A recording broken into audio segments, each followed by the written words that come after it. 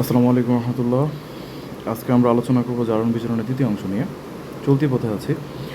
হঠাৎ স্টুডেন্টটা আমাকে ফোন দিয়ে বললো, স্যার জারণ বিজারণ তো বেসিক বুঝলাম, কিন্তু অ্যাপ্রোচ কীভাবে করব, কীভাবে আমরা চেষ্টা করলে সবচেয়ে সহজে বুঝতে পারবো যে জারণ বিজারণ আমার হয়েছে এবং সমতা বিধান আমরা কীভাবে করব।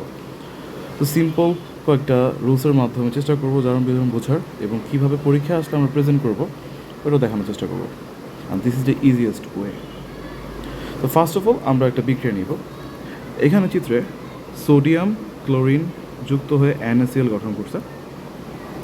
সো এই জায়গার মধ্যে আমাদের প্রথম অ্যাপ্রোচ থাকবে এদের জারণ মানগুলো নির্ণয় করা। তো বেসিক রুলস অ্যাপ্লাই করবো আমরা। যেমন এই জায়গার মধ্যে আমরা যদি দেখি সোডিয়াম মুক্ত অবস্থায় রয়েছে, আর আমরা জানি মুক্ত অবস্থায় কোনো পরমাণু জারণ মান 0। এরপর ক্লোরিন গ্যাস মুক্ত অবস্থায় আছে, কারণ আমরা জানি মুক্ত অবস্থায় ক্লোরিন গ্যাস আকারে থাকে। সরি ফর দ্য নয়েজ, আমি আবারও বলতেছি আমরা চলতি পথে আছি, জাস্ট ক্লাসে নেওয়ার চেষ্টা করতেছি। তো মুক্ত অবস্থায় ক্লোরিন গ্যাসের জারণ মান 0 লিখে ফেললাম। এরপর Na এবং Cl, আমরা জানি ক্লোরিন হলো 17 নম্বর গ্রুপের এবং 17 নম্বর গ্রুপের সবার জারণ মান হলো -1। সোডিয়াম গ্রুপ 1-এর তার জারণ মান +1। এই হলো প্রথম ধাপ। তাহলে প্রথম ধাপটা কি আমরা আবার বলি, যে বিক্রিয়া দেওয়া হবে তার কোনো ধরনের সমতা বিধান করার দরকার নেই। প্রথমে তোমার অনেক টিচার অনেকভাবে তোমাকে দেখাবে, but this is the simplest way. Okay, তাহলে প্রথম ধাপ হলো প্রথমে প্রত্যেকটা পরমাণু এবং যৌগের ভিতরের পরমাণুগুলোর জারণ মানগুলো নির্ণয় করে ফেলা। তাহলে প্রথম ধাপ আমাদের শেষ, ফার্স্ট ধাপ। এবার সেকেন্ড অ্যাপ্রোচ, এটা খুবই ইম্পর্ট্যান্ট। দ্বিতীয় ধাপের সময় সব সময় একটা সিঙ্গেল পরমাণু নিয়ে আলোচনা করতে হবে। যেমন ক্লোরিন এখানে দুটো আছে, বাট আমি যখন আলোচনা করব আমি একটা ক্লোরিন হিসাব করব। তাহলে ফার্স্ট অফ অল এটা মাথায় নিয়ে নাও, যখনই জারণ বিজারণ তুমি করবা তখনই তুমি একটা পরমাণুর হিসাব মাথায় রাখবা। আশা করি মনে থাকবে। তাহলে দ্বিতীয় ধাপে আমরা যাই। প্রথমে আমাদের এখানে সোডিয়াম। তা আমরা কি দেখব? আমরা দেখব বিক্রিয়ার আগে এবং পরে সোডিয়ামের জারণ মানে কোনো পরিবর্তন হয়েছে কি না। বিক্রিয়ার আগে সোডিয়ামের জারণ মান ছিল 0, বিক্রিয়ার পর সোডিয়ামের জারণ মান হয়েছে +1, অর্থাৎ তার জারণ মানের পরিবর্তন হয়েছে। সো আমরা তার আগে এবং পরের অবস্থাটা লেখার চেষ্টা করব। বিক্রিয়ার আগে ছিল সোডিয়াম, বিক্রিয়ার পর সোডিয়াম প্লাস আয়ন, অর্থাৎ তার বিক্রিয়ার আগে প্রপার ইলেকট্রন ছিল, বিক্রিয়ার পর সে একটা ইলেকট্রন হারিয়েছে। যদি দুটো হারাতো +2, তিনটা হারালে +3। যেহেতু এখানে প্লাস একটা এর ইন্ডিকেট করে সে একটা ইলেকট্রন ত্যাগ করেছে। আর আমরা জানি ত্যাগকৃত ইলেকট্রন অলওয়েজ উৎপাদের সাথে বসে। তাহলে এই জায়গায় আমরা +E দিয়ে বুঝিয়ে দিলাম সোডিয়াম একটা ইলেকট্রন ত্যাগ করে Na+ হয়েছে।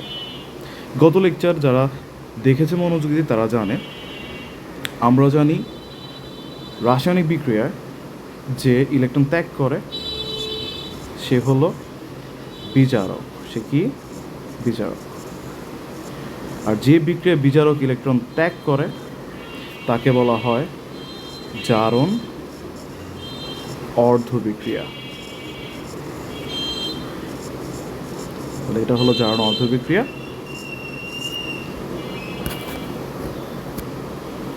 সেম অ্যাপ্রোচ করবো ক্লোরিনের ক্ষেত্রে। তাহলে একটু আগে আমরা বলেছি ক্লোরিন 2টা থাকুক 100টা থাকুক, আমরা একটা নিয়ে আলোচনা করবো। তাহলে এই ক্ষেত্রে ক্লোরিন দুটো আছে, আমরা একটা দেখব। তো বিক্রিয়ার আগে প্রত্যেকটা ক্লোরিন পরমাণু জারণ মান 0, বিক্রিয়ার পরে -1।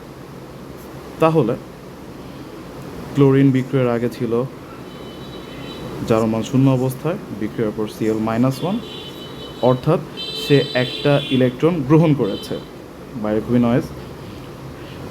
তাহলে আমরা জানি গ্রহণকৃত ইলেকট্রন কার সাথে বসে? অবভিয়াসলি বিক্রিয়কের সাথে। তাহলে ক্লোরিন একটা ইলেকট্রন গ্রহণ করে ক্লোরিন মাইনাস আয়ন বা ক্লোরাইড আয়ন গঠন করছে। আমরা জানি যে রাসায়নিক বিক্রিয়ায় যে ইলেকট্রন গ্রহণ করে সে হলো জারক। তাহলে এখানে ক্লোরিন হলো জারক, এই ক্লোরিনটি জারক, এবং যে বিক্রিয়ায় জারক ইলেকট্রন গ্রহণ করে তার নামের বিপরীত বিক্রিয়া হবে, অর্থাৎ বিজারণ অর্ধ বিক্রিয়া। আশা করি সবাই বুঝেছ। এবার হলো সমতা বিধানের পার্ট। আমরা জানি ক্লোরিন কখনো একটা পরমাণু আকারে থাকতে পারে না, তাহলে অবভিয়াসলি তারা এক্সিস্ট করার জন্য দুটো অবস্থা থাকতে হবে। তাহলে ক্লোরিন একটা ইলেকট্রন গ্রহণ করে Cl মাইনাস হলে আমরা জানি ক্লোরিন গ্যাসের জন্য দুইটা পরমাণু লাগে, অর্থাৎ দুটো ক্লোরিন গ্যাস দুটো ইলেকট্রন গ্রহণ করে দুটো ক্লোরাইড আয়ন গঠন করবে। ফাইন। এর পরবর্তী ধাপ হলো আমরা এটাও জানি দুটো ক্লোরিন পরমাণু মিলে একটি ক্লোরিন অণু গঠন করে। সো আমি চাইলে দুটো ক্লোরিন পরমাণুকে Cl2 আকারে লিখতে পারি। তো আমরা এই পার্টটাও কিন্তু পেয়ে গেলাম। ফাইন। এবার উপরে যাই, তাহলে ইন টোটাল দুটি ইলেকট্রন গ্রহণ করছে, তাহলে সোডিয়ামের তো দুইটা ত্যাগ করতে হবে না? তাহলে একটা সোডিয়াম যদি একটা ত্যাগ করে তাহলে দুইটা সোডিয়াম মিলে দুইটা ইলেকট্রন ত্যাগ করে দুটো Na+ আয়ন গঠন করবে। তাহলে আমাদের লাস্ট ধাপ হলো জারণ বিজারণ নির্ণয় করার পর আমরা দেখব আমাদের গ্রহণকৃত ইলেকট্রন এবং ত্যাগকৃত ইলেকট্রন সমান হয়েছে কিনা। সো আমরা দেখলাম যে আমাদের এখন গ্রহণকৃত ইলেকট্রন এবং ত্যাগকৃত ইলেকট্রন সমান হয়েছে, ফলে Cl2 পেয়ে গেলাম। বাট এই ক্ষেত্রে আমাদের Na দুইটা লাগবে, তাহলে সোডিয়ামের আগে আমরা 2 দিয়ে দিব। ফাইন। এখন যেহেতু সোডিয়ামের আগে 2টা দিছি, সোডিয়াম Na+ আয়নও গঠন করছে 2টা, তাহলে এই কারণে এখানেও আমরা 2 দিয়ে দিব। তাহলে আমাদের এখানে হবে 2। তাহলে খুব সহজে দেখা গেল প্রথমে সমতা বিধান করার কোনো প্রয়োজন নেই। যদি জারণ বিজারণ বিক্রিয়া আমরা নির্ণয় করতে পারি এবং লাস্ট রুলটা যদি আমরা মনে রাখতে পারি যে ত্যাগকৃত ইলেকট্রন এবং গ্রহণকৃত ইলেকট্রন সমান হতে হবে, তাহলে অবভিয়াসলি এই রিজনের জন্য তুমি বুঝে যাবা যে সমতা বিধানটা কীভাবে করতে হবে। This is the simplest way we can perform redox reaction. ধন্যবাদ। আসসালামু আলাইকুম, এবং নয়েজের জন্য আবারও সরি।